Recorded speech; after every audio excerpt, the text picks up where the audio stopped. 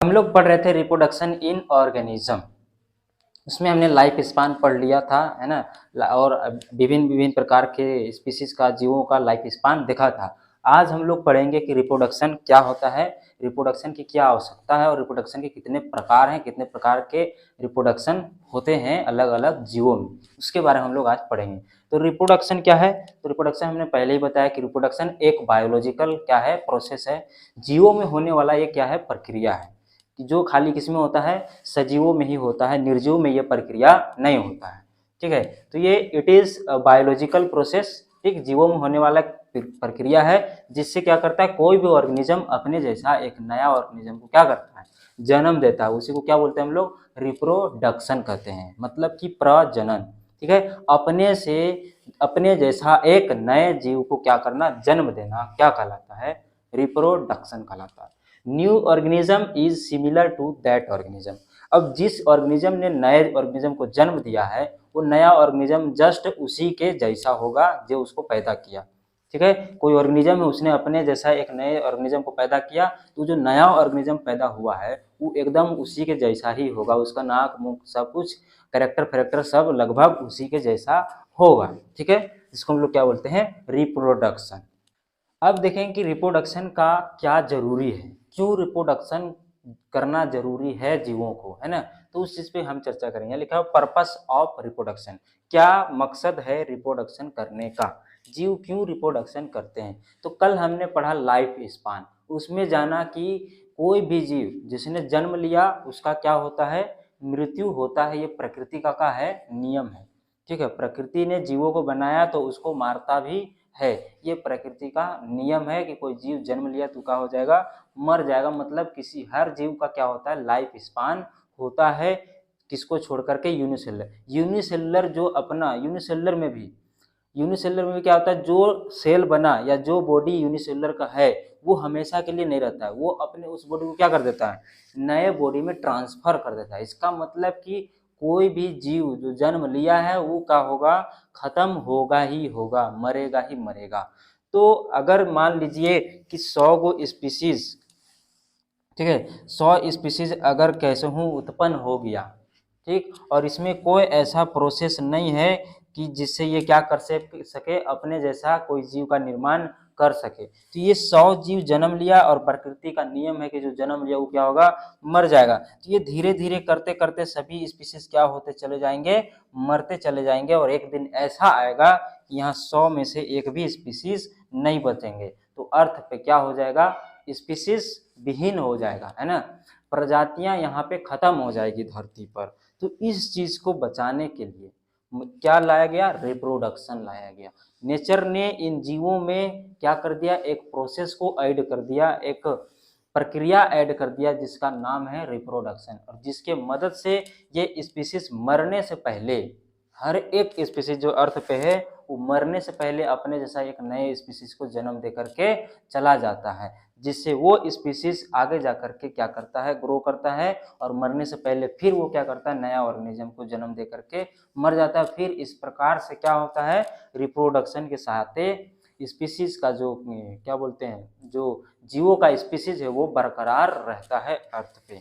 तो ये पर्पस यहाँ पे लिखा हुआ है, 4-5 पर्पस है रिप्रोडक्शन के, 4-5 क्या है, उद्देश्य है रिप्रोडक्शन का जीवों में। वो पहला उद्देश्य क्या है, to continue species of any organism, किसी भी जीव का, किसी भी ऑर्गेनिज्म के स्पीसीज को पृथ्वी पे लंबे समय तक बनाए रखने के लिए रिप्रोडक्शन की आवश्यकता होता है। ठीक है, यही एक प्रोसेस है जो क्या करता है, उस स्पीसीज से नए स्पीसीज बनाने में क्या करता है, हेल्प करता है। उस ऑर्गेनिज्म से क्या करेगा, एक नया ऑर्गेनिज्म को प्रोड्यूस करने में कौन मदद करता है, रिप्रोडक्शन करता है। तो रिप्रोडक्शन ही एक ऐसा प्रोसेस है जिसके द्वारा कोई ऑर्गेनिज्म अपने जैसा ऑर्गेनिज्म को निर्माण करके अपने स्पीसीज का अस्तित्व इस पृथ्वी पर बनाए रखेगा। ठीक है, अगर इस रिप्रोडक्शन नहीं होगा तो आदमी जो जन्म लिया, जो स्पीसीज जन्म लिया, वो आगे जाके क्या हो जाएगा, मर जाएगा, और उसका जो खानदान है, उसका जो वंश है वहीं खत्म हो जाएगा। ठीक है, अगला हमारा पॉइंट है, to maintain population of young adult and aged. Reproduction से और क्या चीज़ होता है, ये तो स्पीसीज तो मेंटेन है ही है कि जो जन्म लिया उसका खानदान हमेशा बरकरार चलत रहेगा, किसके द्वारा, रिप्रोडक्शन के द्वारा। दूसरा, यंग एडल्ट और जो एजड पर्सन होते हैं, ठीक है, उनका पॉपुलेशन क्या रहेगा, मेंटेन रहेगा, ठीक है। जैसे एक आदमी जन्म लिया तो जन्म लिया तो बड़ा होगा, एडल्ट बनेगा, एडल्ट होके फिर क्या होगा, एडल्ट के बाद फिर ये एजेड होगा और फिर लास्ट में क्या हो जाएगा, मर जाएगा। मान लीजिए 100 आदमी जन्म लिया, 100 क्या हो गए, पहले मान लीजिए पहले मानते हैं कि 10 आदमी जन्म लिया, ठीक है, 10 आदमी जन्म लिए, ये क्या हुए, यंग हुए, यंग होकर के फिर एडल्ट हो गए, एडल्ट होके फिर क्या हो गए, एजेड हो गए। तो अगर इसमें रिप्रोडक्शन नहीं होता तो ये क्या हो जाते, सब समाप्त हो जाते हैं, है ना। तो यहाँ पे जो रिप्रोडक्शन है वो क्या करता है, इन सभी का पॉपुलेशन को मेंटेन करके रखता है, ठीक है। सबका पॉपुलेशन क्या हैगा, मेंटेन होगा, है ना। जैसे अगर यहाँ 10 आदमी जन्म लिया और इसने यंग हुआ, फिर ये एडल्ट हुए, तो यहाँ पे यंग का पॉपुलेशन क्या हो गया, कम हो गया। 10 आदमी जन्म लिया, ठीक ना, ये अंग है, यंग है, अब आगे जाके क्या होगा, ये एडल्ट होगा, एडल्ट होगा तो यहाँ पे इनकी संख्या क्या हो जाएगी, कम हो जाएगी, किसका, यंग का, क्योंकि जो यंग था 10 वो अब क्या हो गया, एडल्ट हो गया, तो यंग एक भी नहीं बचा।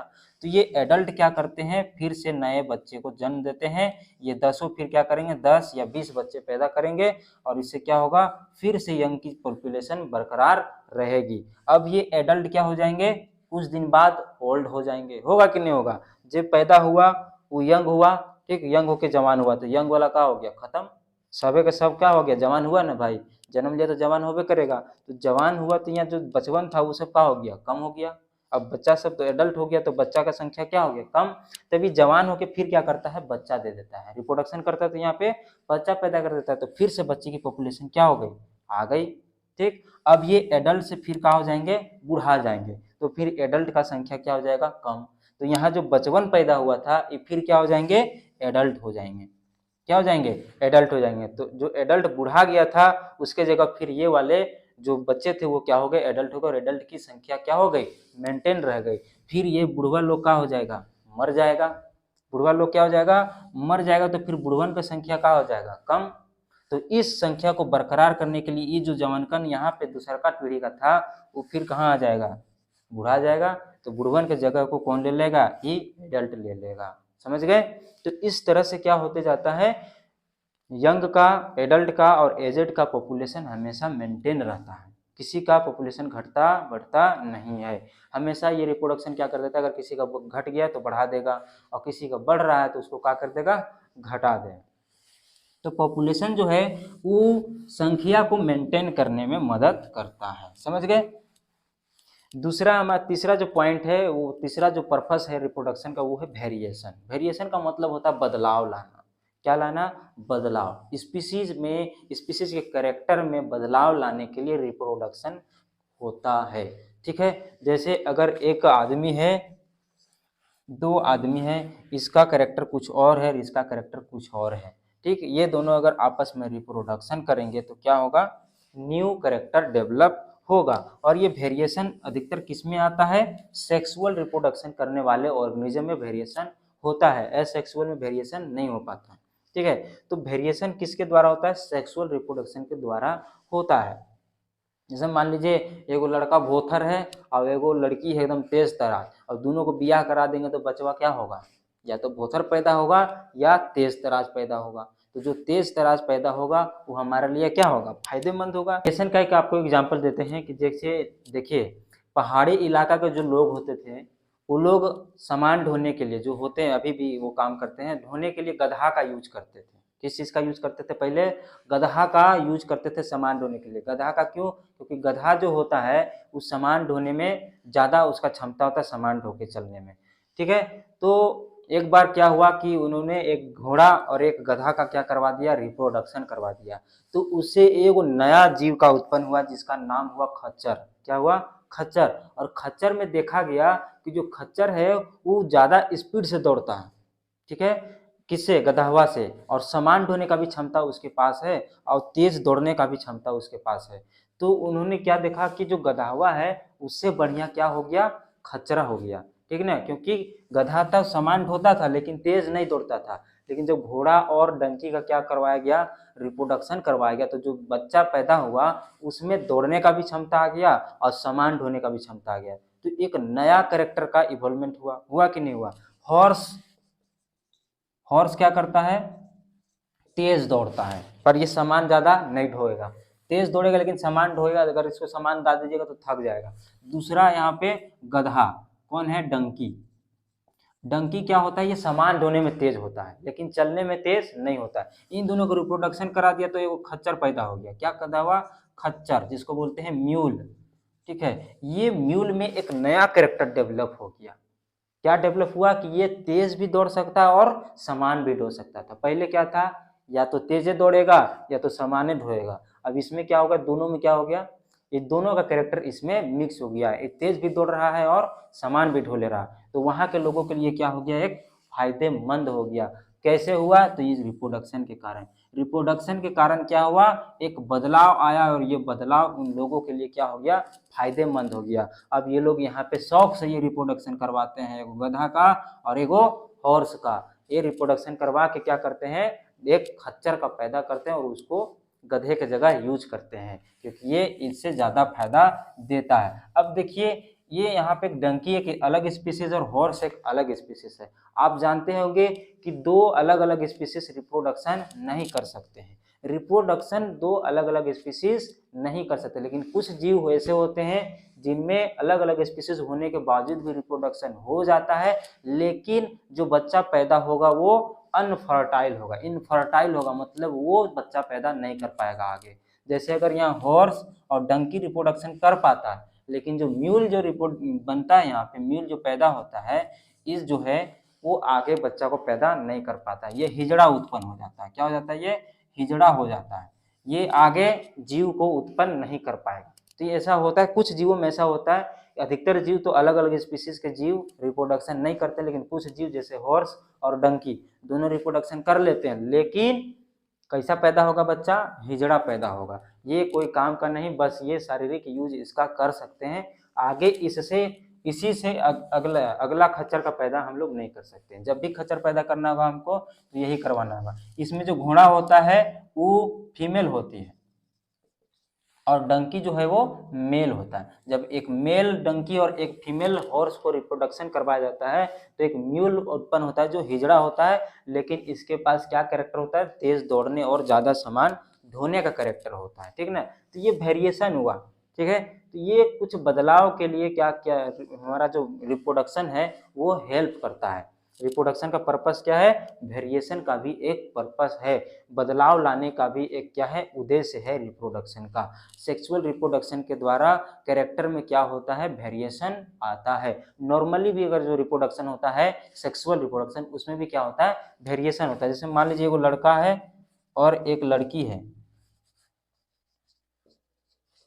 इसका खानदान अलग, इसका खानदान अलग, इस लड़के का जो खानदानी कैरेक्टर है वो अलग है, इसका जो खानदानी कैरेक्टर है वो अलग है। दोनों जब रिप्रोडक्शन करेंगे तो इसका भी कुछ कैरेक्टर और इसका भी कुछ कैरेक्टर, क्योंकि आधा क्रोमोसोम यहाँ से आता है और आधा क्रोमोसोम यहाँ से आता है। जब दोनों क्रोमोसोम आपस में मिलेंगे तो एक नया कैरेक्टर का डेवलपमेंट होगा ही होगा। तो वेरिएशन हर बार होता है रिप्रोडक्शन के दौरान। तो रिप्रोडक्शन का क्या पर्पस है, वेरिएशन लाना भी क्या है, रिप्रोडक्शन का पर्पस है। बदलाव लाना भी रिप्रोडक्शन का पर्पस है। अगला जो पॉइंट है वो है to existing life on earth. Life को बनाए रखने के लिए, अर्थ पे से जीवन कभी खत्म न हो, इसके लिए रिप्रोडक्शन का बहुत बड़ा योगदान है। रिप्रोडक्शन ही एक ऐसा प्रोसेस है जिससे अभी तक अर्थ के बनने से अभी तक अर्थ पे क्या है, लाइफ बना हुआ है। जिस दिन रिप्रोडक्शन प्रोसेस खत्म हो जाएगा जीवों में से, उस दिन धीरे धीरे करते करते सभी जीव क्या हो जाएंगे, मर जाएंगे और बिना रिप्रोडक्शन करते हुए मर जाएंगे। तो क्या हो जाएगा, अर्थ पे से सारा का सारा लाइफ का हो जाएगा, खत्म हो जाएगा।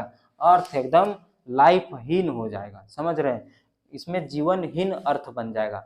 क्यों, रिप्रोडक्शन खत्म हो जाने के कारण।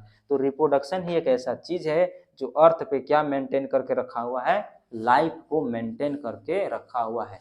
जिस दिन रिप्रोडक्शन खत्म उस दिन अर्थ पर से लाइफ खत्म हो जाएगा। तो ये पर्पस था हमारा रिप्रोडक्शन का। अब हम लोग पढ़ेंगे टाइप्स ऑफ रिप्रोडक्शन, कि रिप्रोडक्शन के कितने प्रकार होते हैं। तो देखिए रिप्रोडक्शन का दो प्रकार होता है। रिप्रोडक्शन दो प्रकार के होते हैं, एक एसेक्सुअल और एक होता है सेक्सुअल रिप्रोडक्शन।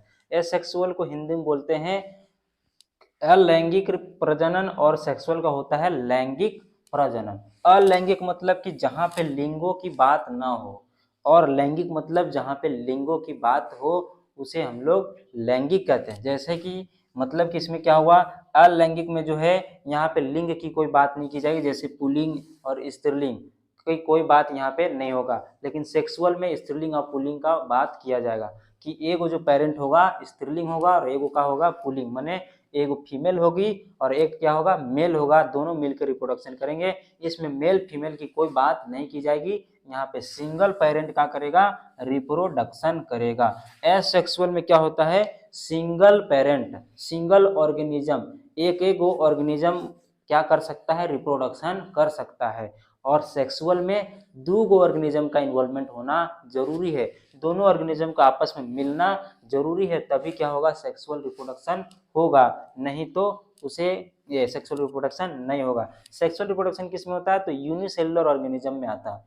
छोटे सेल के जो एक कोशिकीय जीव होते हैं उसमें एसेक्सुअल रिप्रोडक्शन होता है, जैसे मोनेरा और प्रोटिस्टा पढ़े होंगे। मोनेरा प्रोटिस्टा क्या होता है, यूनिसेलुलर ऑर्गेनिज्म होते हैं, माइक्रो ऑर्गेनिज्म होते हैं। सिंपल इनवर्टिब्रेट्स, वैसे इनवर्टिब्रेट जो कैसे होते हैं, सिंपल ऑर्गेनाइजेशन के होते हैं, ठीक है। उनका जो बॉडी होता है वो सिंपल बॉडी होता है, ज़्यादा हाई कॉम्प्लेक्स बॉडी नहीं होता है, जटिल शरीर रचना उनका नहीं होता है, साधारण शरीर की रचना होता है। उसमें क्या होता है सेक्सुअल रिप्रोडक्शन होता है। फंजाई में सेक्सुअल रिप्रोडक्शन होता है और सम प्लांट्स में होता है, जैसे आलू में हो गया, प्याज में हो गया, है ना। इन सब में क्या होता है एसेक्सुअल रिप्रोडक्शन होता है, जिसको वेजिटेटिव रिप्रोडक्शन भी हम लोग कहते हैं। सबको अभी पढ़ेंगे हम लोग डिटेल से। इट इज यूनिपेरेंटल, ये कैसा रिप्रोडक्शन होता है, यूनिपेरेंटल होता है। कैसा प्रोसेस है ये, यूनिपेरेंटल माने यूनि माने एगो, पेरेंटल मतलब गार्जियन, है ना, जो अभिभावक है, जो उसका माता पिता है, ठीक है। जो पेरेंट है वो कैसा रहेगा, एगो रहेगा। पेरेंट किसको कहते हैं, जो किसी जीव को पैदा कर रहा है वो क्या है पेरेंट कहलाएगा। तो यहाँ जो पैदा करने वाला होगा जीव वो एक एक होगा, एक एक जीव जो है वो नए ऑर्गेनिज्म को क्या कर देगा, जन्म दे देगा। No formation and fusion of gamete, यहाँ पे गैमेट का कोई फ्यूजन और फॉर्मेशन नहीं होता। गैमेट क्या होता है, तो गैमेट एक रिप्रोडक्टिव यूनिट है जो क्या करता है रिप्रोडक्शन में काम करता है। यहाँ से रिप्रोडक्शन का क्या होता है शुरुआत होता है। तो यहाँ पे कोई गैमेट का बनना और फ्यूजन होना जरूरी नहीं है, ठीक है। यहाँ पे गैमेट ना तो बनता है ना मिलता है। और इसमें क्या होता है, ये किस में होता है सेक्सुअल रिप्रोडक्शन, तो सेक्सुअल रिप्रोडक्शन हायर इन्वर्टिब्रेट्स में होता है। किस में होता है, हायर इन्वर्टिब्रेट्स, जिनकी जो शारीरिक रचना है वो क्या है जटिल टाइप का होता है, कॉम्प्लेक्स बॉडी ऑर्गेनाइजेशन होता है, वैसे इन्वर्टिब्रेट्स में सेक्सुअल रिप्रोडक्शन होता है। ऑल वर्टिब्रेट्स, और जितने भी वर्टिब्रेट्स है सब में सेक्सुअल रिप्रोडक्शन होता है। वर्टिब्रेट का मतलब आप जानते ही होंगे, जिनका वर्टिब्रल कॉलम होता है पीछे, जिनके वर्टिब्रल कॉलम होता है उनको हम लोग क्या बोलते हैं वर्टिब्रेट्स कहते हैं, ठीक। और हायर प्लांट्स, जो हाई लेवल के प्लांट्स होते हैं उनमें क्या होता है सेक्सुअल रिप्रोडक्शन होता है। अधिकतर प्लांट्स में भी सेक्सुअल रिप्रोडक्शन होता ही होता है। It involve formation of gamete and fusion of gamete, ये जो है इसमें गैमेट का फॉर्मेशन भी होता है और गैमेट का फ्यूजन भी होता है, जिससे जाइगोट बनता है, जिसको हम लोग फर्टिलाइजेशन भी कहते हैं। ये जो एक्सेसुअल था इसमें फर्टिलाइजेशन नहीं होता, सेक्सुअल फर्टिलाइजेशन होता है। और it is by parental, by parental मतलब इसमें दो गो पेरेंट का इन्वॉल्वमेंट होता है, किसमें सेक्सुअल रिप्रोडक्शन में, समझ गए। तो जो रिप्रोडक्शन है वो किस चीज पे डिपेंड करता है, जीव के शारीरिक रचना पे, और जीव का जो लाइफ स्पान है उस पे भी निर्भर करता है। जीव का कितना लाइफ स्पान है उस पे भी हमारा सेक्सुअल रिप्रोडक्शन का जो मेथड है वो डिपेंड करता है, किसमें एसेक्सुअल रिप्रोडक्शन होगा, किसमें सेक्सुअल रिप्रोडक्शन होगा। अगर जटिल शारीरिक रचना है तो सेक्सुअल रिप्रोडक्शन होगा, और सिंपल सा शारीरिक रचना है तो क्या होगा एसेक्सुअल। छोटा सा लाइफ स्पान है तो एसेक्सुअल होगा, और लंबा सा लाइफ स्पान है तो क्या होगा सेक्सुअल रिप्रोडक्शन होगा। अब मान लीजिए एसेक्सुअल रिप्रोडक्शन हो रहा है और उसका लाइफ स्पान, जिसका लाइफ स्पान कितना दिन का है 4-5 महीना का है, या मान लीजिए कि 2 दिन का इसका लाइफ स्पान है, तो 2 दिन का लाइफ स्पान में जन्म लेगा उतना में इसका रिप्रोडक्टिव ऑर्गन जवान होगा, रिप्रोडक्टिव ऑर्गन में गैमीट बनेगा, फ्यूजन होगा, फिर गर्भवती होगा। तो 2 दिन में इतना साम काम हो सकता है? नहीं हो सकता है। तो सेक्सुअल रिप्रोडक्शन यहाँ पे पॉसिबल नहीं है। 2 दिन का लाइफ स्पान है, 2 दिन जीवे कर देगा, तो कब जवान होगा, कब इसका स्पर्म बनेगा, कब इसका ओवा बनेगा, कब फ्यूजन होगा, कब इसका बच्चा जो वहाँ पे जाइगोट से डेवलप होगा और कब जन्म लेगा। तो 2 दिन में इतना काम होना पॉसिबल नहीं है। तो 2 दिन में क्या होता है, सिंपल एसेक्सुअल रिप्रोडक्शन ही हो सकता है, सेक्सुअल रिप्रोडक्शन नहीं हो सकता, क्योंकि सेक्सुअल रिप्रोडक्शन में गैमीट का फॉर्मेशन होना चाहिए और गैमीट का फ्यूजन भी होना चाहिए, और गैमीट बनाने के लिए कोई ना कोई एक ऐसा ऑर्गन होना चाहिए जो उस गैमीट को क्या करेगा, बनाएगा। तो यहाँ इसका 2 दिन में थोड़े ना, अपने जन्म लिया तो जन्म होगा, अपने जवान होगा कि इसका जो रिप्रोडक्टिव ऑर्गन है वो जवान होगा, ठीक है। तो 2 दिन में इतने सारे काम पॉसिबल नहीं है। तो जिसका लाइफ स्पान छोटा होता है उसमें एसेक्सुअल रिप्रोडक्शन होता है, और जिसका लाइफ स्पान थोड़ा लंबा होता है उसमें सेक्सुअल रिप्रोडक्शन होता है। और सिंपल बॉडी ऑर्गेनाइजेशन, जिसका जो बॉडी ऑर्गेनाइजेशन हो वो सिंपल हो, उसमें क्या होगा, एसेक्सुअल रिप्रोडक्शन। और जिसका जो बॉडी ऑर्गेनाइजेशन है हाई लेवल का है, हायर बॉडी स्ट्रक्चर है, संरचना है, उसको क्या होगा, सेक्सुअल रिप्रोडक्शन। मान लीजिए सिंपल बॉडी ऑर्गेनाइजेशन माने 2-4 गो कोशिका का बना हुआ शरीर है, मान लीजिए अमीबा है, 1 गो कोशिका का बना हुआ है। अब अगर इसमें सेक्सुअल रिप्रोडक्शन होगा तो सेक्सुअल रिप्रोडक्शन के लिए गैमीट बनाना चाहिए और गैमीट का फ्यूजन होना चाहिए। अब गैमीट बनाने के लिए कोई स्पेशल ऑर्गन होना चाहिए, तब ना गैमीट बनेगा। तो 1 गो कोशिके है, इधर कहाँ इसका टेस्टिस और ओवरी लटकाएंगे हम लोग, बताइए। यहाँ 1 गो कोशिका में पॉसिबल है टेस्टिस बनाना और ओवरी को लटकाना कहीं, बताइए। तो ये यहाँ पे रिप्रोडक्टिव ऑर्गन बनाना पॉसिबल नहीं है। एक गो कोशिका में क्या क्या चीज़ बनाइएगा, बताइए। इसमें इसका डाइजेशन होगा, फिर रेस्पायरेशन होगा, कि रिप्रोडक्टिव ऑर्गन डेवलप होगा, और यहाँ पे गैमीट बनेगा। तो एक कोशिका में इतने सारे काम पॉसिबल नहीं है। तो यहाँ पे सेक्सुअल रिप्रोडक्शन नहीं करवा के क्या कर दिया जाता है, सिंपली एसेक्सुअल रिप्रोडक्शन, बस इसको 2 भाग में तोड़ दिया जाता है और ये 2 गो कोशिका नया बन जाता है, समझ गए। तो सिंपल बॉडी ऑर्गेनाइजेशन में क्या होता है, एसेक्सुअल रिप्रोडक्शन होता है। और जो हायर लेवल का बॉडी ऑर्गेनाइजेशन उसमें सेक्सुअल, क्योंकि इसका जो शरीर है इसमें बहुत सारे कोशिकाएं हैं, तो क्या हो सकता है, इसमें रिप्रोडक्टिव ऑर्गन बनाने की क्षमता है। यहाँ पे रिप्रोडक्टिव ऑर्गन हम बना सकते हैं अलग से, और उसमें गैमेट का फॉर्मेशन भी हो सकता है और फ्यूजन भी हो सकता है, ठीक है।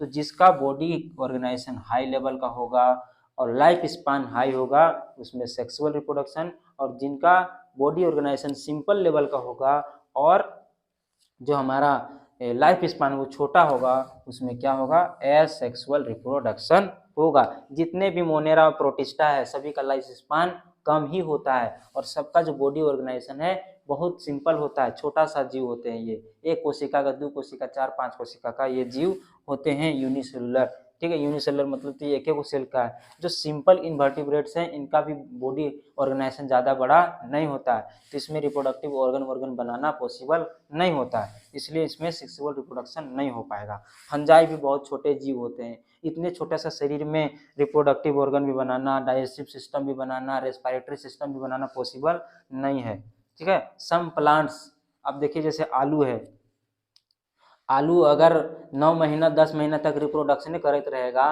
तो हम खाएंगे कब उसको, बताइए। इसलिए आलू, प्याज, ये सब क्या है, सब्जियां हैं, इसमें अगर 9 महीना 10 महीना तक रिप्रोडक्शन चलते रहेगा तो इसको हम लोग खा नहीं पाएंगे। तो इसमें क्या होता है, एसेक्सुअल रिप्रोडक्शन ही होता है, ठीक है। और सेक्सुअल रिप्रोडक्शन इन सब जीवों में होता है। ये चीज़ें हमने पढ़े। अब हम